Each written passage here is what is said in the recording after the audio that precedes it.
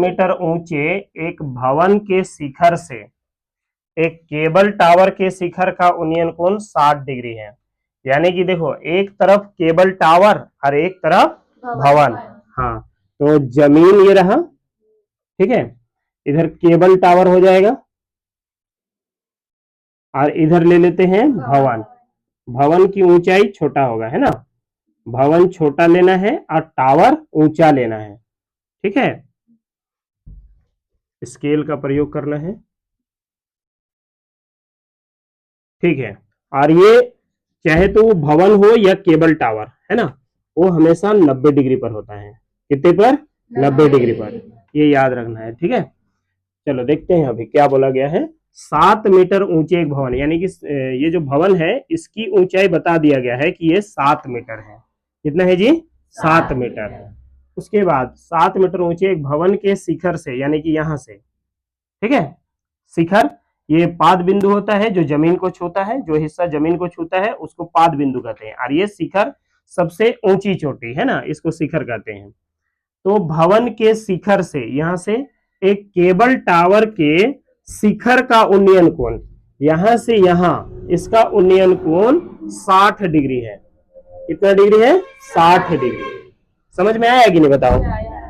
ये भवन का शिखर से केबल टावर का शिखर, ये हुआ शिखर, ये हुआ, ये हो गया इसका पाद बिंदु, पांव का बिंदु, पाद बिंदु है ना, जो जमीन को टच करता है, छूता है, और शिखर सबसे ऊंचा।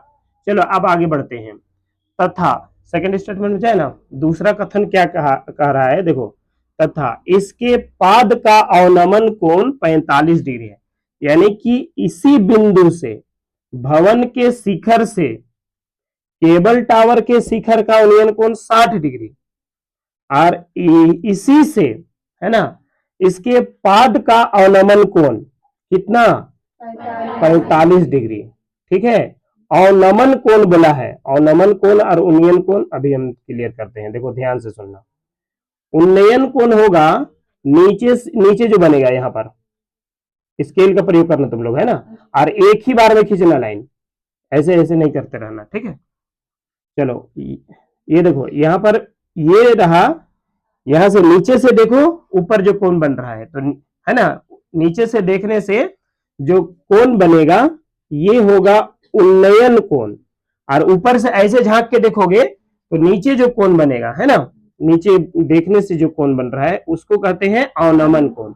अवनमन कोण कितना बता रहा है? 45 डिग्री। समझ में आएगा? आया फिगर? ये चित्र समझ में आया? ये हो गया केबल टावर, ये हो गया भवन, है ना। भवन के शिखर से केबल टावर के शिखर का उन्नयन कोण 60 डिग्री, और केबल टावर के पाद का अवनमन कोण 45 डिग्री। अवनमन कोण 45 डिग्री। फिर क्या बोलता है? टावर की ऊंचाई ज्ञात करें, यानी कि यहां से पूरा हम मान लेंगे h, यहां तक जमीन से लेके टावर के शिखर तक का ऊंचाई कितना? तो h। ये 7 मीटर है तो ये भी 7 मीटर होगा, यहां से यहां। समझे कि नहीं बताओ? ये 7 मीटर होगा। तो बताओ यहां से यहां कितना होना चाहिए? ये बताओ, यहां से यहां कितना होगा बताओ? नहीं पता होगा रे? देखो पता होगा, देखो ध्यान से देखना। टोटल h है ना, तो उसमें से 7 कम कर दो, कम कर दो मतलब उसको हटा दो, हटा दो कोई घटा दो, है ना। तो h में घटा दो कितना? 7, तो यहां से यहां आएगा। ओके, समझ गए? ठीक है, अब हम लोग नामकरण करते हैं ना, यहां शुरू करते हैं। चलो ए, ये हो जाएगा बी, इसको ले लेते हैं सी, ठीक है। अब यहां आते हैं डी, और ये लास्ट ई।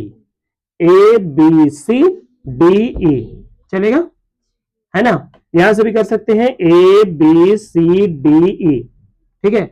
अगर तुम लोग को कंफ्यूजन लगे, देखो नामकरण, नाम जो है ना कुछ भी रख लो, कोई दिक्कत नहीं है, तुमको बनाना तो तुमको है ना, जिस जिस तरह का नाम रखोगे उसी से तुमको बनाना है, इसलिए कोई दिक्कत नहीं, कहीं से भी रखो। अगर तुम लोग चाहते हो कि एकदम आसान हो, शुरू से लिखते चले जाए, है ना, और अंत कर दें, तो ऐसे लो, ए, यहाँ बी, यहाँ सी, यहाँ डी, और ये लास्ट हो जाएगा ई।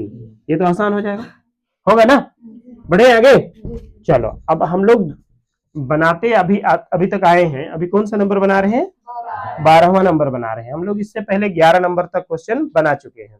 तो अभी तक जितना भी बनाए हैं क्वेश्चन, उन सब का शुरुआत कैसे किए हैं? जो चीज मांगा गया है ना, उसी को सबसे पहले लिखे हैं। टावर की ऊंचाई ज्ञात करें, टावर की ऊंचाई मांगा जा रहा है, तो लिखेंगे माना टावर की ऊंचाई, टावर की ऊंचाई। तो टावर की ऊंचाई सी से लेके ई तक है टावर, है ना, सी ई, इसको क्या मान लिए हम लोग? एच। ओके, अब हम लोग जो भी यहाँ फिगर में है उस सबको एक लाइन से लिख सकते हैं, जैसे कि ए बी और सी डी ये दोनों इक्वल है, बराबर है। ए बी और सी डी दोनों बराबर है ना? कितना बताओ? 7 मीटर। ये लिख लिया 7 मीटर। इसी तरह से अगर हम बीसी और एडी, देखो बीसी और एडी दोनों एक ही होगा कि नहीं बताओ? देखो यहां से यहां तक की जो दूरी है वही दूरी यहां से यहां तक है, तो इसको हम लोग मान लेते हैं कि दोनों क्या है? एक्स। दोनों क्या है? एक्स। दोनों ही एक्स है, ये मान लिए। ठीक है, और उधर जो बच गया कौन? एक डीई, डीई वो कितना है बताओ? एच माइनस 7 हो गया ना? चलो अब एक एक करके बनाते हैं। 2 समकोण त्रिभुज लेंगे और बन जाएगा। देखो ध्यान से, समकोण त्रिभुज ए बी सी में, फर्स्ट क्या ले रहे हैं? समकोण त्रिभुज ए बी सी में। हाँ, एक बात और देखो, यहां पर ये 45 डिग्री है ना, तो ये भी 45 डिग्री होगा। अब क्यों? क्लास 9th पढ़े हो बहुत ज्यादा, ठीक है, और नहीं तो अभी भी देख लो। ये दोनों लाइन समांतर लाइन है, तो समांतर रेखा को मिलाने वाली जो रेखा होती है वो अल्टरनेट एंगल यानी कि एकांतर कोण बनाते हैं, है ना? तो ये अगर नीचे वाला है तो ये ऊपर वाला हो जाएगा, और अगर ये है ना ऊपर वाला है ना, तो ये नीचे वाला। ठीक है, तो इसी को अल्टरनेट एंगल कहते हैं, या फिर हिंदी में कहते हैं एकांतर कोण। तो इस तरह से ये 45, तो ये भी 45। ठीक है, समझ में आया ना?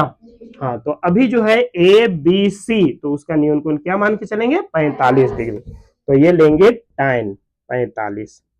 टाइम क्यों? क्योंकि अभी हम ये लंब और ये आधार में काम करेंगे, है ना? लंब बटे आधार लेंगे, तो लंब हो जाएगा ए बी और आधार हो जाएगा बी सी। तो tan 45 का मान कितना होता है? 1 होता है। ए बी का मान कितना है? 7 है। बी सी कितना है? x माने हैं, तो x एक का x और 7 एक का 7, तो x बराबर मिल गया 7 मीटर। समझ में आया कि नहीं बताओ? तो आंसर आ गया? नहीं, क्योंकि हमें ये आंसर नहीं मांगा गया, हमसे ये आंसर नहीं मांगा गया है। हमसे मांगा गया है टावर की ऊंचाई, यानी h का मान ज्ञात करना है।